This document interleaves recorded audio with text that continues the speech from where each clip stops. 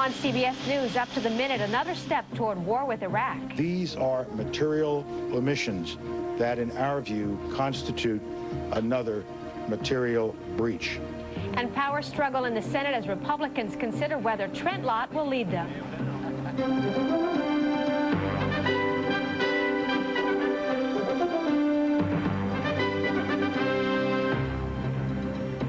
Good morning. This is Up to the Minute. Melissa McDermott is off. I'm Bonnie Behrend. The United States is a step closer to declaring war with Iraq after finding Saddam Hussein's government in material breach of a United Nations resolution to disarm. The finding was announced almost 2 weeks after Iraq submitted a 12,000-page declaration it said represented all of its programs involving weapons of mass destruction.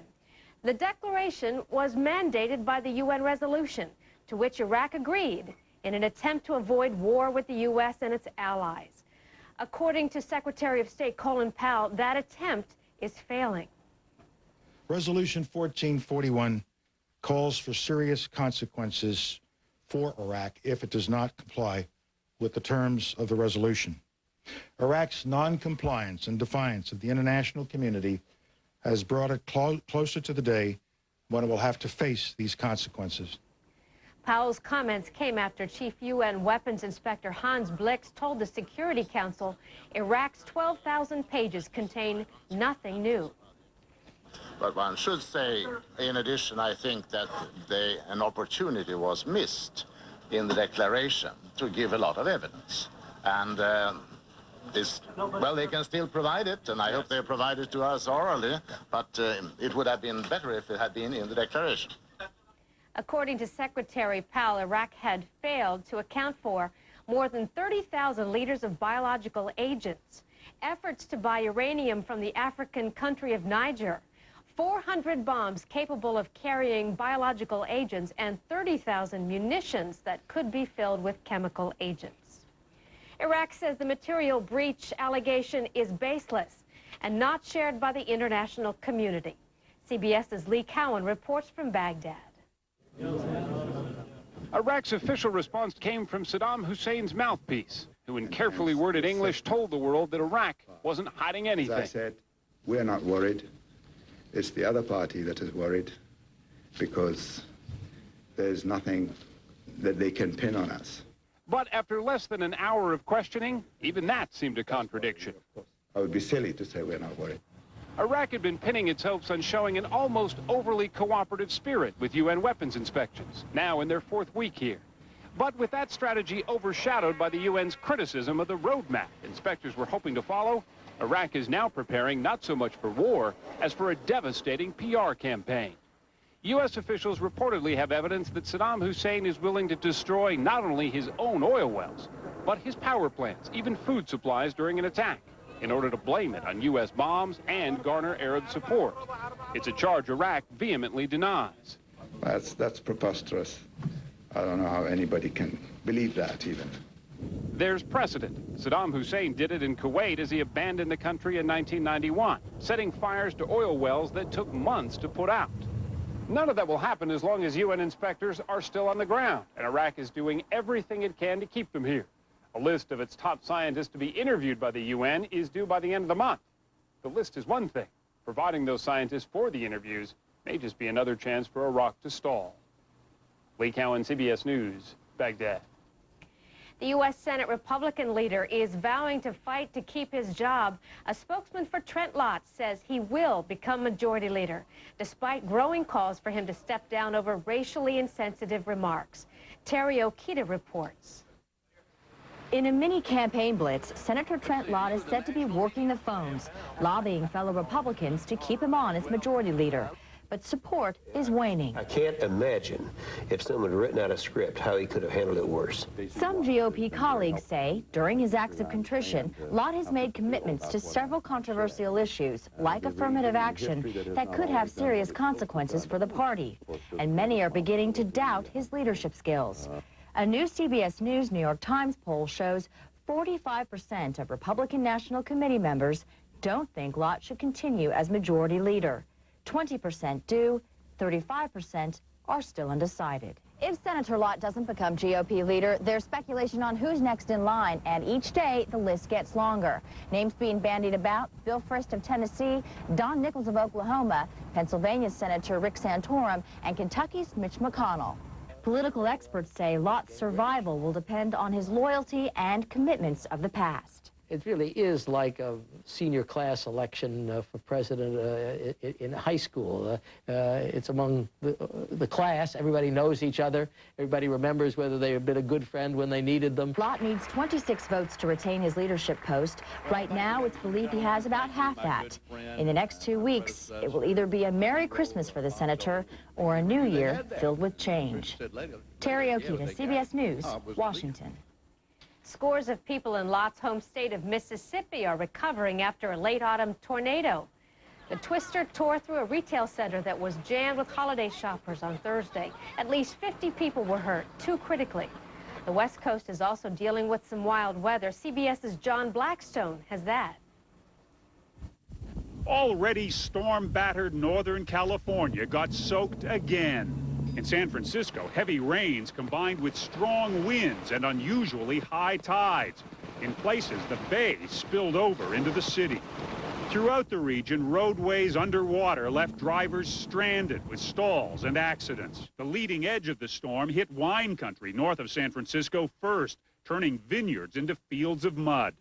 The storms earlier this week left the ground here already saturated, so much of what comes down now runs off quickly, making flash floods a widespread danger. And this weather arrived while some 25,000 customers are still without electricity from earlier storms. Richard Wolf hasn't had any power at his jewelry business since last Saturday. Every day you just wait and guess and hope that you're going to get up, because we really haven't known when they would come out. With rivers rising again, people in Napa spent the day filling sandbags, building walls against the next predicted flood. This one hasn't been tested yet. Hopefully it won't. Along the coast in Pacifica, pounding surf is adding to the destructive power of the storms. This is where houses tumbled into the Pacific during the El Nino of 1998. This winter seems equally brutal, says Peter Dima, who's lived here for 50 years. Well, prepare. We put a lot of food in the house, and we have a escape kit ready to get the heck out of here if there's a tsunami or something. This storm is beginning to ease, but it will likely linger through the weekend. Forecasters say the next big storm is already heading toward Northern California on a fast-moving Pacific jet stream. It's likely to hit by Christmas Eve. John Blackstone, CBS News, San Francisco.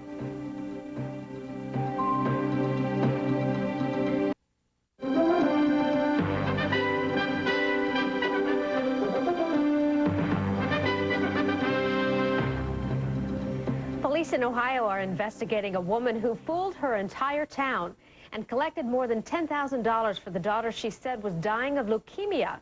35-year-old Terry Milbrandt first started telling people and her little girl that the child had leukemia back in March. Now it's all come unraveled. Ellie Merritt of CBS affiliate WNEM-TV has the story. A little girl caught in the middle of her mother's lie. Police say Terry Milbrandt spent 9 months convincing her daughter Hannah that the 7-year-old was dying of leukemia, going as far as to give Hannah sleeping pills before doctor's appointments. Mom would take her out and drive her out on the interstate, telling her she was taking her to doctor's appointments, and she would just drive until the little girl would fall asleep. And when the little girl would wake up, Mom would tell her that they had been to the doctor's appointments. And to add to the lie, Hannah was taken to grief counseling to prepare her for death.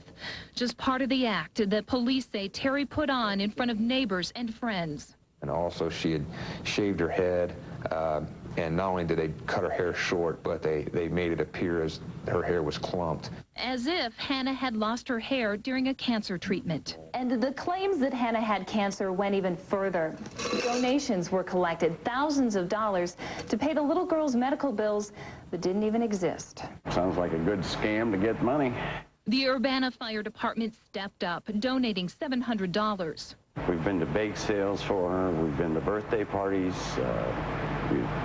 We gave her a puppy. And at this nail salon, hundreds of dollars came in from people who now feel taken. I'm upset with her, but I'm relieved that that little girl's not having to go through anything else again. At Hannah's school, her classmates collected thousands of pop tabs to raise money, and they wrote notes to her, worried their friend was going to die. People have kids that have been praying for Hannah, been collecting for Hannah, and they want to know what can they tell their kids now. And the only thing I can suggest to them is don't lie anymore. There's been enough lying. 7-year-old Hannah has been placed with relatives. Police are investigating Terry Milbrandt, her husband Robert, who said he never knew the cancer was faked, and a still unidentified third person. No one has been charged. The mosquito-borne West Nile virus is blamed for more than 230 deaths this year. The disease turned up in a record 39 states, and now the Centers for Disease Control confirms that a month-old baby born with West Nile was infected by her mother while still in the womb. It is the first such transmission ever documented. Dr. Mike Rosen reports. This woman did have West Nile virus, that the infant had a West Nile virus infection. It was a finding that had doctors in Syracuse and here in New York City. The mother is alive, the baby is alive. Scratching their heads, wondering whether the first ever case in the U.S. of a West Nile infection in an unborn baby is something to worry about or not. Until now, it was believed the virus could not be transferred in the womb. The Syracuse woman had symptoms of this mosquito-borne disease in August and September. In November, she gave birth to a full-term baby girl whose spinal fluid tests were positive for West Nile. There are two big concerns. One is that the woman is only 20 years old. So that brings into connotation, and the message we have always given people is the more at risk are those ones older than 50. This is a 20-year-old mother. And that the baby has been born with brain abnormalities. So we want to know if those complications that the baby had are secondary to West Nile, or would they have happened anyway? Is it concomitantly, or is it cause and response? That is what we should know at least within the next week. And now officials will have to look closely for other cases like this. And if there are, it might mean more aggressive testing for West Nile virus in pregnant women. So now we have to be very aware during the times of the West Nile virus, which is always August and September, to see if people pregnant with symptoms, we should be able to also do antibodies in them. Women who are pregnant or considering getting pregnant should not worry. Many people get West Nile virus and don't have any symptoms. And again, there's no evidence that passing the virus on either through breastfeeding or through the uterus causes any harm to the baby. I'm Dr. Mike Rosen, CBS News. The Harvard School of Public Health finds Americans so poorly informed about smallpox that most believe it still breaks out naturally and can be cured. The results will be published in the New England Journal of Medicine. But here's a sample of the findings. 30% believe there has been a smallpox case in the United States in the past 5 years.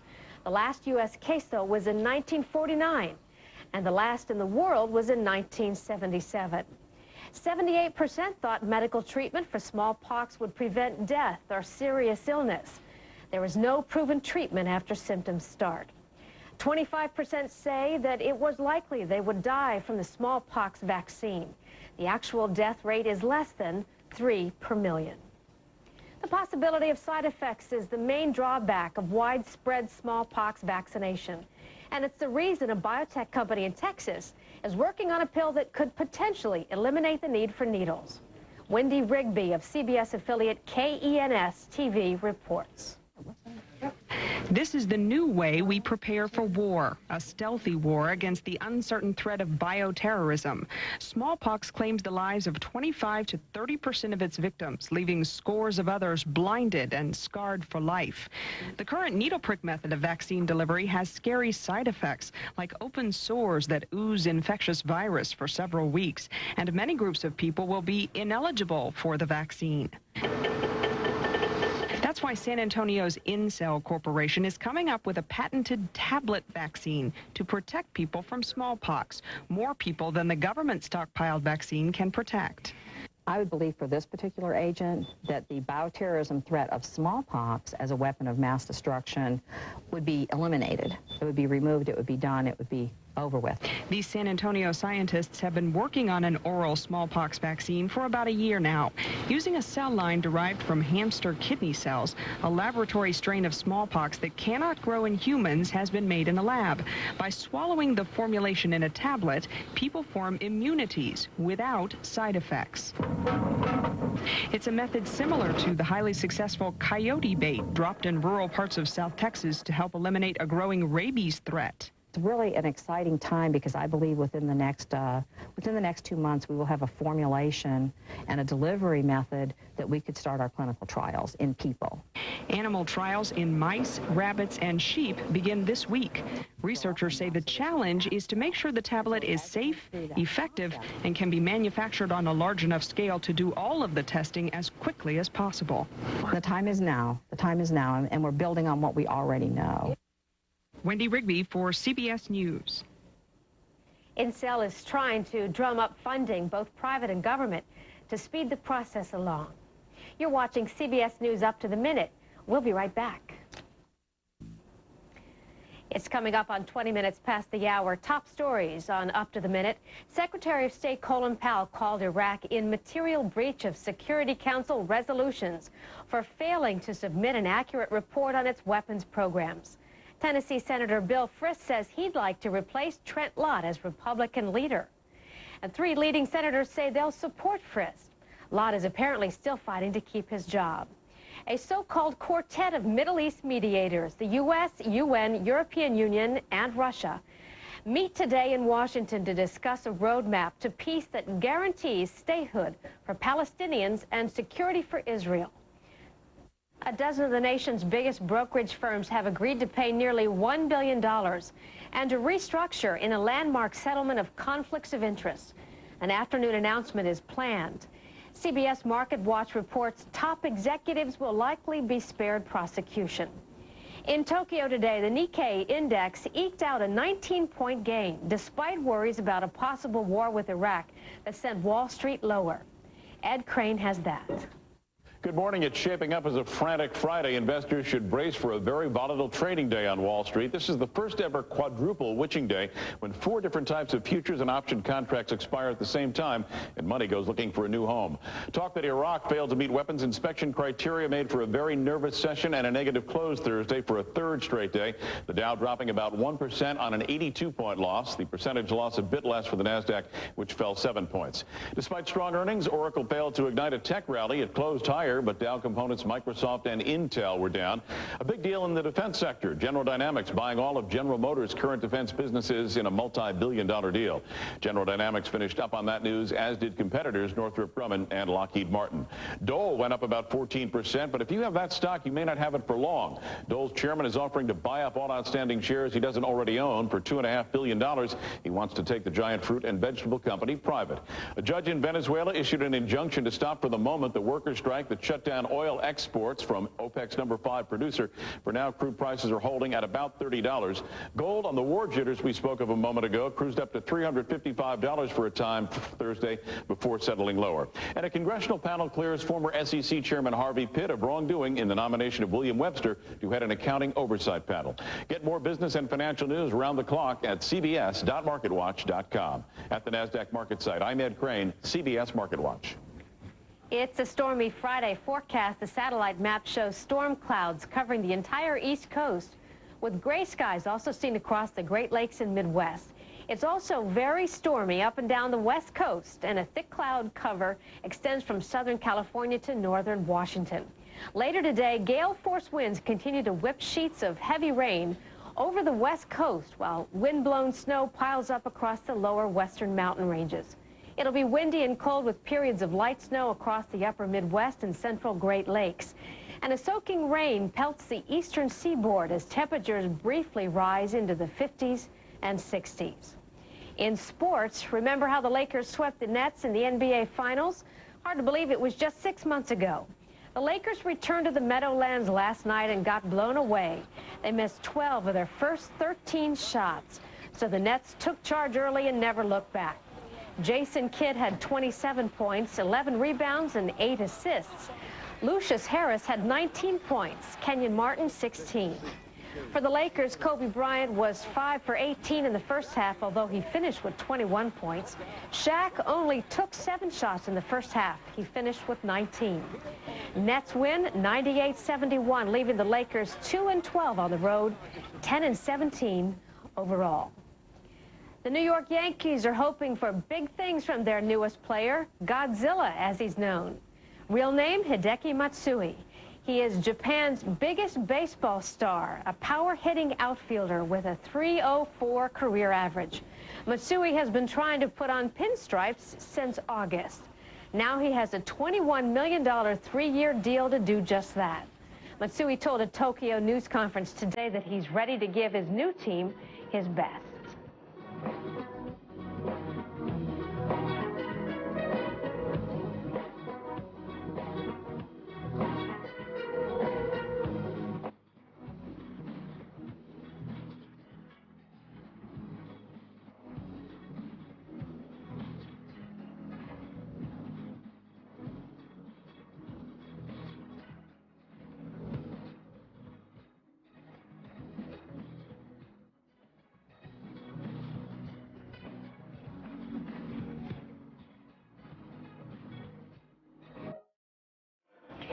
In this morning's comment from London, Ed Boyle checks out what's on the Christmas list for some world financial leaders. I'll let you into a little secret.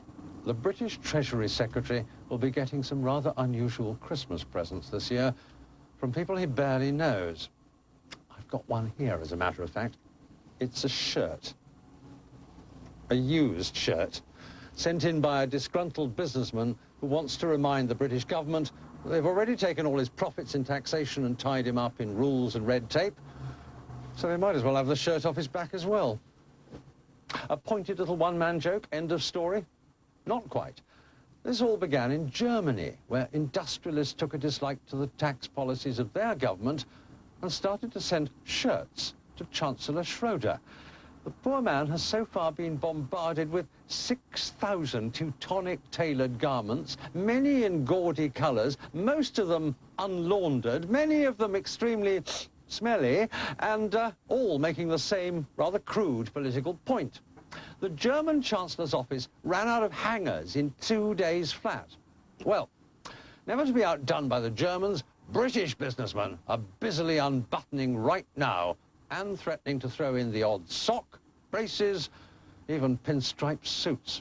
Silly? Of course it is, but it makes headlines. And these publicity stunts do tend to spread. So maybe that is why George Bush got rid of Paul O'Neill, your rather accident-prone Treasury Secretary, before the shirts started to hit town. I gather the new man is called Jon Snow. And by the look of him, he doesn't need a shirt. He could certainly do with a hairpiece, though. Happy Christmas. This is Ed Boyle for CBS News in London. Here, by the way, is a picture of Jon Snow, President Bush's nominee for Treasury Secretary.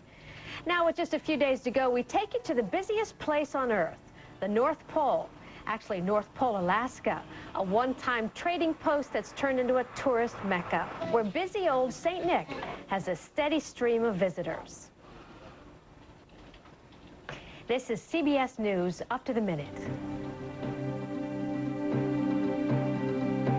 For news 24 hours a day, go to cbsnews.com. AOL keyword CBS News.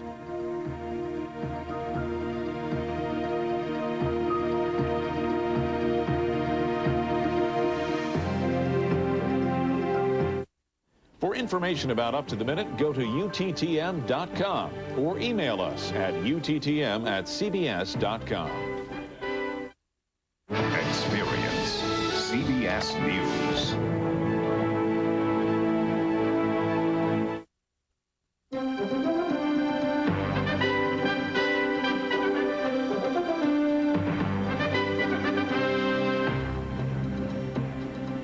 Good morning from CBS News headquarters in New York. This is Up to the Minute. I'm Bonnie Behrend, sitting in for Melissa McDermott. Here's what's happening.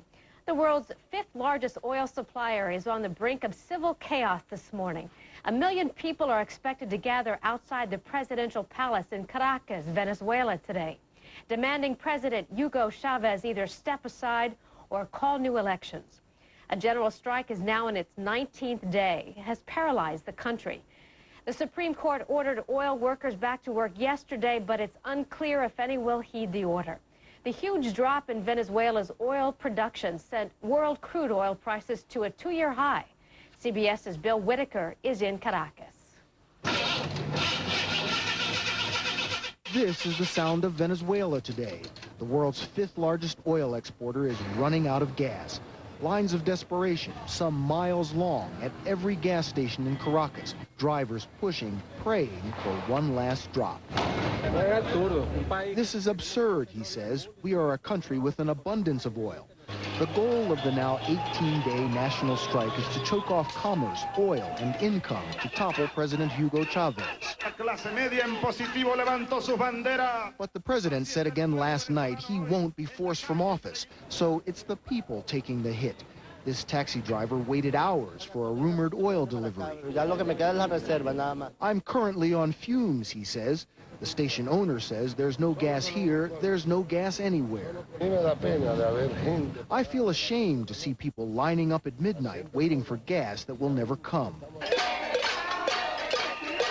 In many ways, this is self-inflicted pain. The people are suffering because most are striking. I'm suffering, but it's better to suffer, I don't know, 1 month, 2 months, instead of, I don't know for how many years this president stays. Huh? More than 1 million protesters are expected to march on the presidential palace, the most direct pressure ever on President Chavez to step down. Bill Whitaker, CBS News, Caracas, Venezuela. The government of Iraq says it has nothing to hide and nothing to worry about. This after the Bush administration took another step toward a possible war, labeling Iraq in material breach of the UN resolution on disarmament. Secretary of State Colin Powell says Iraq's weapons declaration is, quote, anything but accurate. Even UN weapons inspectors say they found inconsistencies in the report. Iraq remains defiant, insisting it is cooperating now and will in the future. As I said, we are not worried. It's the other party that is worried because there's nothing that they can pin on us. The White House has said the weapons declaration was Iraq's last chance to come clean on its weapons programs. CBS's David Martin reports. With the military poised to begin a deployment of at least 50,000 troops that would have the U.S. ready to go to war as early as the middle of February, Secretary of State Powell denounced Iraq's latest and supposedly last chance to come clean. Saddam Hussein has so far responded to this final opportunity with a new lie. According to Powell, Iraq has failed to account for more than 30,000 liters of biological agents, efforts to buy uranium from the African country of Niger, 400 bombs capable of carrying biological agents, 30,000 munitions that could be filled with chemical agents. Then the leading dove among the president's national security advisors took a step closer to war by declaring Iraq in violation of the UN resolution requiring it to disarm. These are material omissions that, in our view, constitute another material breach. Powell spoke just hours after Chief Weapons Inspector Hans Blix told the UN Security Council Iraq has failed to account for its weapons. The next question is what to do about it. Go to war or keep looking? The U.S. will go down both roads, preparing for war while pushing for more in-your-face inspections, including taking key Iraqi scientists out of the country for questioning. The inspections should give high priority to conducting interviews with scientists and other witnesses outside of Iraq where they can speak freely. Iraq's strategy is to cooperate with the inspectors on the ground without complying with the requirement to disarm. But Powell made clear that will not save Saddam. If that is going to be the way they continue through the weeks ahead, then we're not going to find a peaceful solution to this problem. Preparations for war are expected to begin in earnest the first week in January with the call-up of nearly 30,000 reserves, a number that could eventually go as high as 250,000. When that happens, the prospect of war with Iraq will become a reality not just for the military, but for communities throughout America. David Martin, CBS News, the Pentagon. More political storm clouds for Trent Lott as he fights to keep his job as Republican leader of the U.S. Senate. CBS's Bob Schieffer reports from Washington there may now be a powerful challenger for that post. Tennessee Senator Bill Frist confirmed last night that at the request of several colleagues, he is sounding out Republican senators about challenging Trent Lott for Senate Majority Leader. He hasn't made a final decision yet, but he's close, and if he does, Oklahoma Senator Don Nichols, the first Republican senator to openly question Lott's leadership, will support Frist instead of seeking the post himself. Frist is given major credit for developing the strategy that led to Republicans regaining the Senate majority. Until now, he has been critical of Lott privately, but made no move to challenge him. That development as more criticism from Senate Republicans piled up over how Lott has tried to extricate himself from the furor he created when he said the country would have been better off had then segregationist Strom Thurmond been elected president in 1948. I can't imagine if someone had written out a script how he could have handled it worse. And in another dose of bad news for Lott, the CBS News New York Times polling unit surveyed 97 of the 165 members of the Republican National Committee, the party's ruling body, and found 45% of them thought Lott should step down as majority leader. Only 1 in 5 we questioned thought he should stay on. Several Republican senators told CBS News privately Lott cannot survive now unless he gets a strong public endorsement from the president. But this was the best he got. Whoever is chosen, if there is an election, the president will work with whoever that is, including Senator Lott. That will remain the official White House position, but it's an open secret. Bill Frist is very popular at the Bush White House. Bob Schieffer, CBS News, Washington. The day of reckoning has come to Wall Street. The nation's biggest brokerage firms will announce today that they've agreed to pay almost $1 billion in fines for handing out misleading stock recommendations. The money will go to restitution fund for bilked investors. The houses involved read like a who's who of financial giants, including Goldman Sachs, Merrill Lynch, Morgan Stanley, Citigroup, and others. The Dow Jones Industrial Average will begin the Friday trading day down 82 points. The Nasdaq down 7 points. Japan's Nikkei index managed a slight 19-point gain to end the week. It is 40 minutes past the hour. It is the year of the video game. The market is booming, and game makers are grossing huge amounts of money. Gross, by the way, also describes the content of some of the top-selling games. A consumer group has just given several games a grade of F for extreme violence against women. CBS's Byron Pitts reports. With games like BMX XXX and Dead to Rights, where women are killed for sport, vulgar language and partial nudity are the norm. Our parents' bingo and bowling, this is not.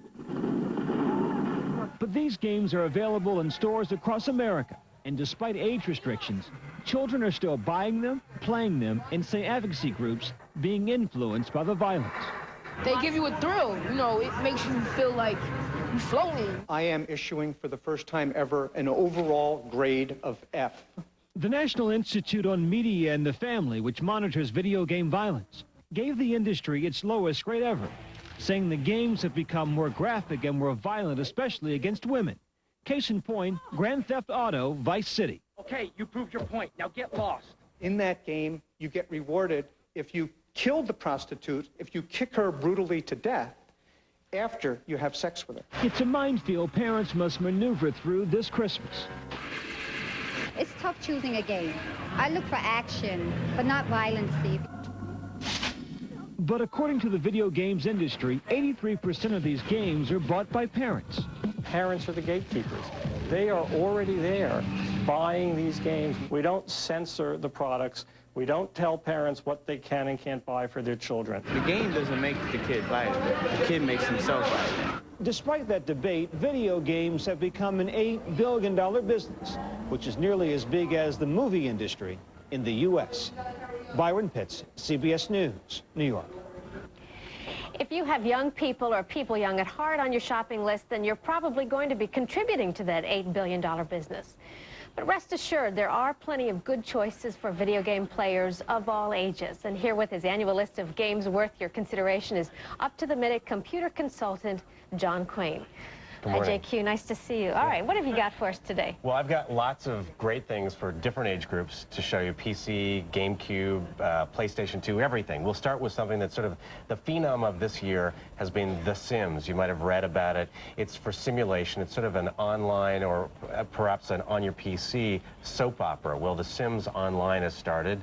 You can't just create your own little people all over the place, but also interact with other people's fake people online. And you can actually have, you know, you can dress them up, you have to feed them, you have to make sure they get to their work on time, all that sort of thing. But now you can interact in these little talking bubbles with other people's simulacrums online that you can even make them kiss, so you can meet some stranger's sim. And now we're getting weird. There's also Unleashed, which has pets. That's $30. The online one is $9.99 a month to play that plus the game. Very popular. And on the PC, yeah, very, very popular. Also popular now after the violent video games, I did choose one sort of shoot 'em up game. It's the more subtle, sophisticated, if you can say that. What do you call it, the first-person shooter? Exactly, first-person shooter games. It's the 007 James Bond one. You can look, here he's driving his sports car, which I've always wanted to get into through the streets of Paris, but he takes him on exotic locations such as the Alps, the Austrian Alps, underwater, space station. You do some shooting, I admit it, you do some shooting, but you also have to use little gizmos and gadgets to get through. A little violent, but not as violent as some of the others out there. And that's T for teen, but it's on a lot of platforms too. It's going to be very popular. Okay. Harry Potter. Harry Potter, speaking of popular, in the Chamber of Secrets, of course, new movie coming out for the holiday season, and of course there's a game that goes along with it as well. It's also on just about every platform you can imagine, $30 to $50 depending on the platform.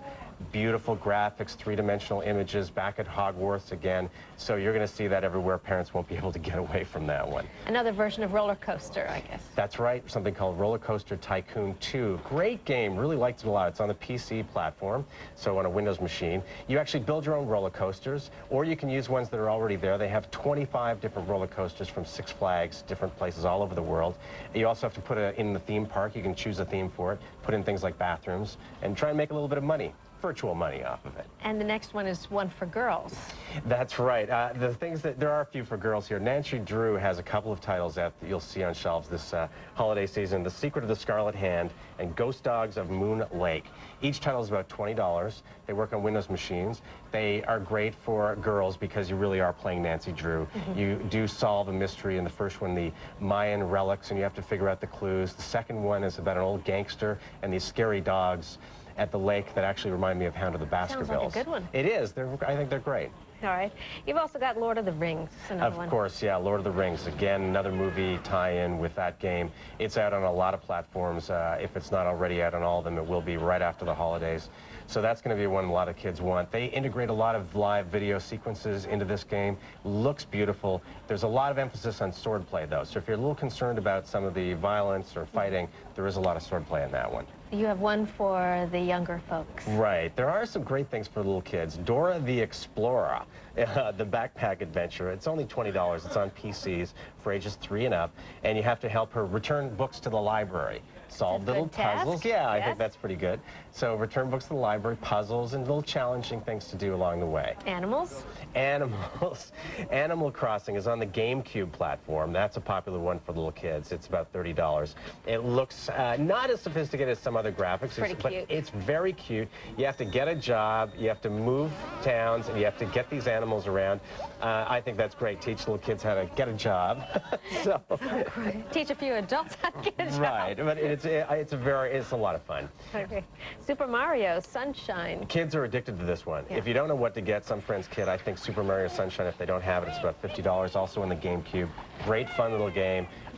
Really popular with the kids. They play it all the time, and I've watched it and given it to friends. Also, a couple of last ones are SpongeBob SquarePants. Also cartoon character. Employee of the Month. He gets Employee of the Month again. It's a PC game, and he gets tickets to go to Neptune's Paradise. It's an amusement park. Lots of little challenges along the way. And my last one is another girl one. It's Barbie as Rapunzel. Now, you might not be able to get the Barbie doll as Rapunzel in the store. This computer game, though, is really good. It's sort of a reverse on that old fairy tale. She saves him in this, rather than the other way around. So if you want to get a little bit more stronger personality, and I think it's a great idea that she does that. A go-girl kind of a game, it sounds like. She has to unlock everything in this castle, find these jewels. It's a great little game. And if there's any questions, just ask the kids, right? Right, absolutely. All right, Jake, thank you very much. For more on these games, be sure to check out our website at uttm.com. Computer consultant John Quain, thank you again, and have a great holiday. You too. Just ahead, everybody has a story, and this man's is a trip through time. Stay with us. Outstanding rock formation on the entire length of the Oregon Trail. It was what they looked for.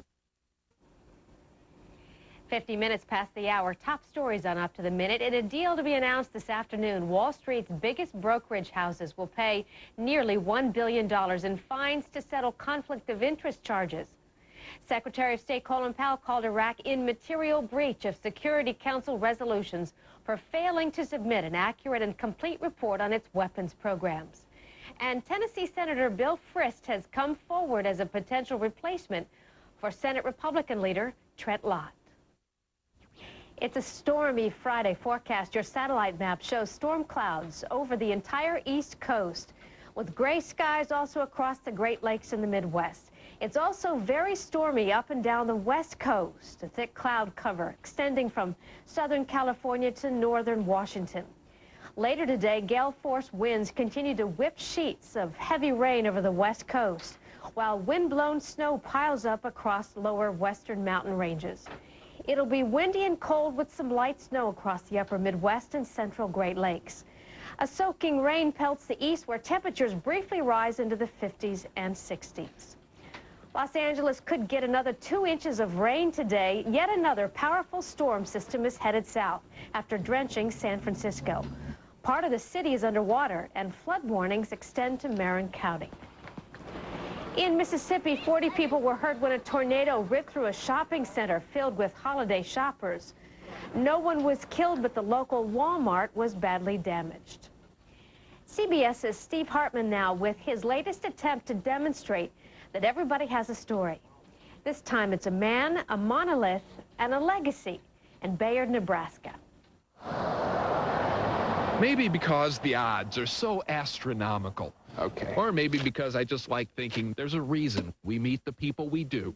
Gordon Howard. I often begin these interviews with a simple question. Why you? And although most are stumped, this guy laughed and then answered quite simply. Maybe it's because I do have a story to tell. Gordon's story begins and ends at the monolith in his backyard. Chimney Rock was the most outstanding rock formation on the entire length of the Oregon Trail. It was what they looked for when they left the Missouri River. I used to climb up there and imagine that I can see those wagons going up that trail. And sometimes it was so real it was scary. A passion was born. I could even hear the jingle of the chains. Gordon began devouring books. It's the greatest migration on this earth. Discovering old wagon trails. You can really see something here. And listening for the jingle of the chains every step of the way. Have you ever fantasized about being able to go back in time and seeing what it was like? I have seen what it was like. I have experienced it, so I don't have to. Fact is, no one alive has spent more time in a covered wagon on the Oregon Trail than Gordon Howard. This is footage of his wagon train, his business for 30 years. And we tried to build them as rustic as we could. People from all over the world came here to bump around the prairie. Couldn't you put some rubber on the tires or something to make it a little easier? No, I didn't even put cushions on the seat. No? I created an experience for people where they could understand history rather than try to read it out of a book or have somebody behind a lectern trying to tell you what it was about. That don't cut it. Gordon and his wife, Patty, sold the business 2 years ago. My toaster is not very fast. I'll go out on a limb here and say their lives now aren't quite as adventurous. I'm getting hungry. But Gordon says he does have one last lesson to leave us. Not long ago, a developer tried to build houses around Chimney Rock, but Gordon bought the land instead, donated part of it for a visitor's center, and now wants to make the rest a national park. To preserve it so you younger people will understand what it took for those people to create this great land of ours. And I'm guessing this time that's the reason. We met the man we did. Steve Hartman, CBS News, Behrend, Nebraska.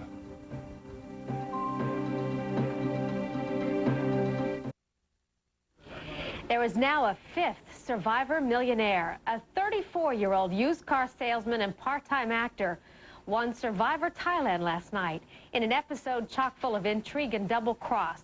Sort of your perfect Hollywood ending. Manuel Gallegos has the story from Hollywood.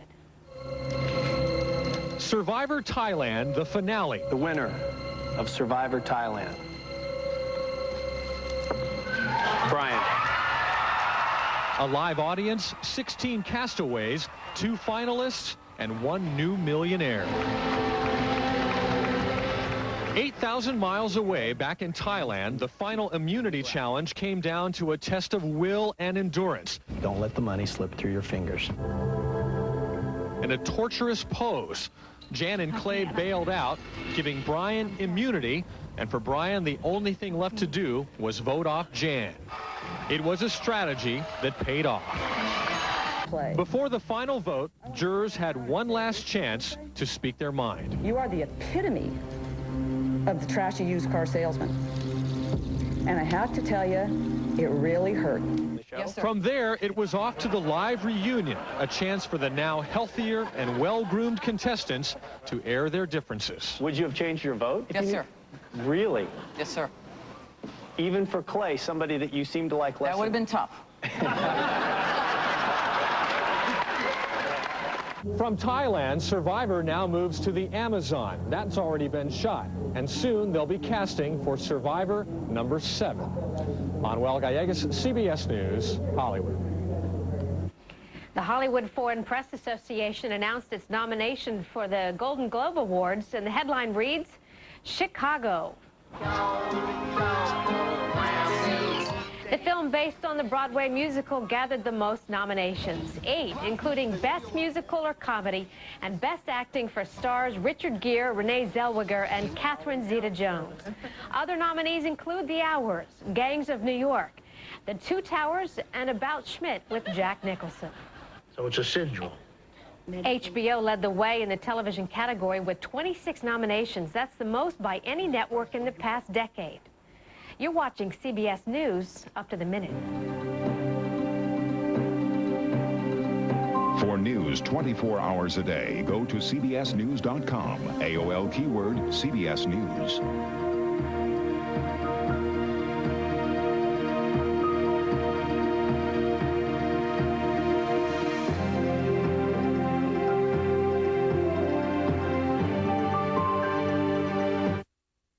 Experience CBS News.